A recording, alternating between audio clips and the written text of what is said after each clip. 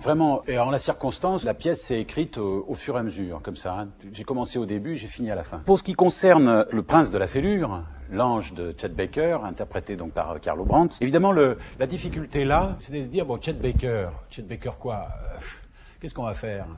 On va diffuser de la musique de Chet Baker à l'instant même où justement on se plaint de ce que Chet Baker a été immobilisé comme étant un choruseur pour l'éternité dans ses disques, etc. Bon, on va pas refaire l'icône, alors que précisément on est là pour critiquer les faiseurs d'icônes. Deuxièmement, il y avait l'idée qu'il chante. En tout cas, il parlait beaucoup du fait de chanter. Mais est-ce qu'on allait demander aux comédiens de chanter?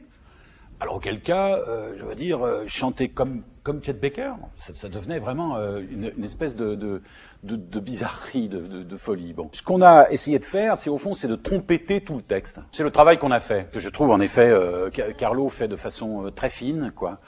C'est de trompeter la langue. Ça, c'est un thème qui m'est cher, c'est-à-dire ça fait partie des déterritorialisations à l'œuvre au théâtre, quoi. C'est-à-dire qu'il y a un devenir langue de la musique. Si vous écoutez certains chorus de John Coltrane, vous le voyez immédiatement, quoi. Il y a un devenir langue, babil, logoré, quoi, dans le sens affolant du terme.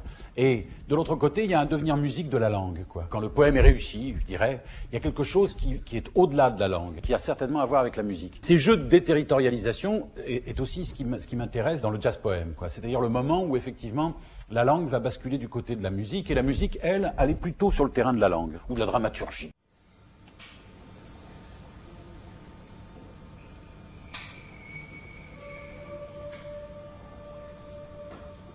Sur la petite table de la chambre, au deuxième étage du Prince Henrik Hotel à Amsterdam,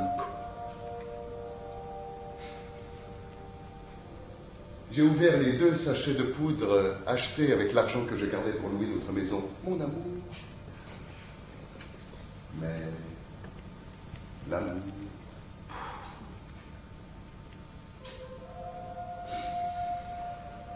Et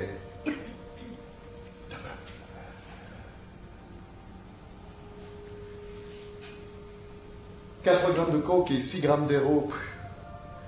Cuillère, seringue hypodermique, lame de rasoir et miroir de poche. Par cette nuit de mai, j'ai ouvert la fenêtre et contemplé sans fin la ruelle sinistre. Mon amour. Mais l'amour est...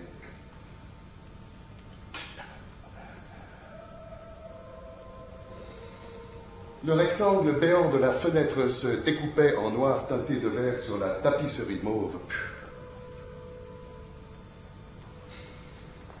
La dope était si bonne que je finis par discerner dans l'obscur monochrome les traces de pinceau des effets de matière. Et dans le coin inférieur gauche, un griffonnage où je lisais ta signature. Mon amour. Et...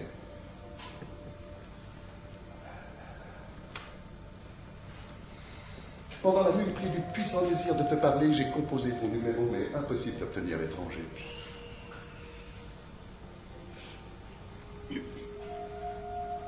Je ne pensais qu'à toi lorsqu'en sortant chercher le veilleur de nuit, je suis passé par le cadre noir le prenant pour la porte.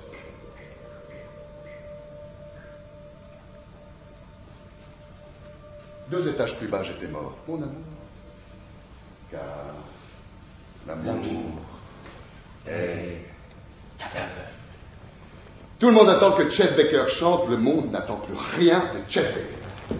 Problème de concordance de temps, problème de tempo. On devrait toujours prendre soin de chanter sa mort avant de la vivre, au lieu de mourir sa vie et de vivre mort pour l'éternité.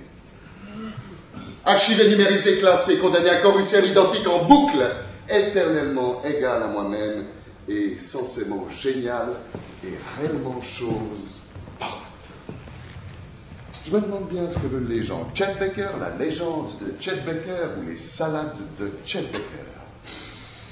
Ou la preuve par Chet Baker qu'il ne sert à rien d'être Chet Baker puisque la mort prend Chet Baker comme elle prend tout un chacun. C'est pourquoi ils nous embaument et font de nos cadavres de jolis hochets.